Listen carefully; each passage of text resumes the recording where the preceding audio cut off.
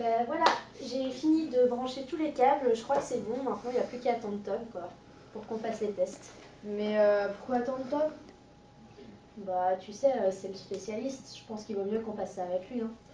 Mais t'as pas envie d'essayer toi? On pourrait essayer avec juste un PC. Allez. Bon ok, on y va.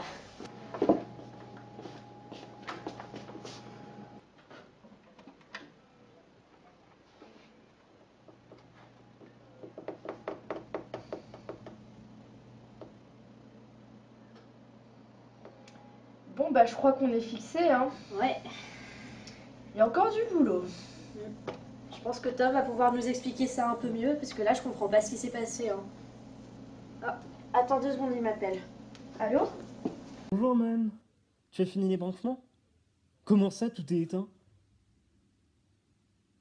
Ça doit être lié à la consommation de nos salles ou aux panneaux solaires. Tu as compris ce qui s'est passé? Bon ok, je vais essayer de t'expliquer. On doit chercher dans un premier temps à savoir combien nous consommons afin de savoir combien nous devons produire. Nos salles sont équipées d'ordinateurs, de lumière, de vidéoprojecteurs. Nous avons donc mesuré la consommation de chaque appareil puis nous avons calculé la consommation générale.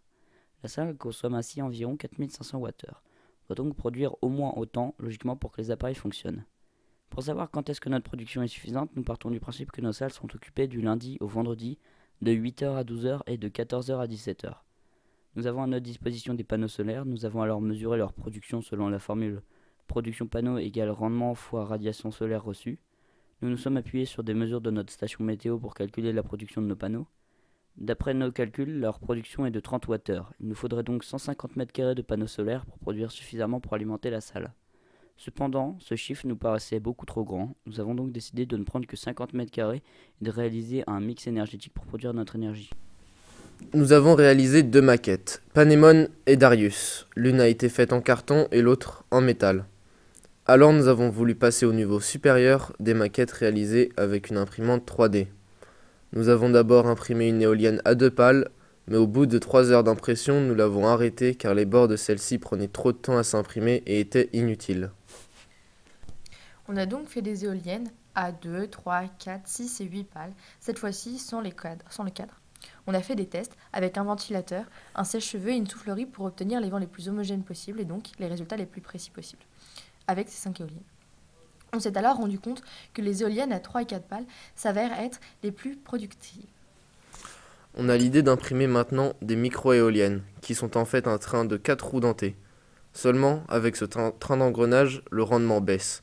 On réalise alors une seconde maquette avec des roulements plus stabilisés et moins de jeu, mais le rendement reste inférieur à celui des éoliennes simples sans train.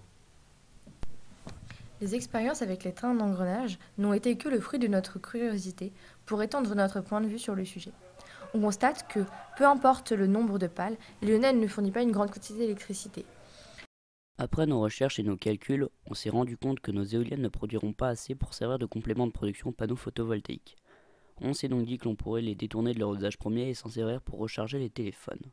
Avec les résultats de notre station météo, on s'est rendu compte qu'il nous était impossible avec l'énergie que l'on produit d'alimenter les salles de façon autonome en novembre, décembre et février. Nous nous sommes alors fait la réflexion que si l'on ne peut produire plus, il faut chercher à consommer moins. Ainsi, on voudrait faire en sorte que les usagers de ces salles adoptent un comportement éco-responsable, ce qui permettrait à ces salles de fonctionner en entière autonomie à partir d'énergies renouvelables.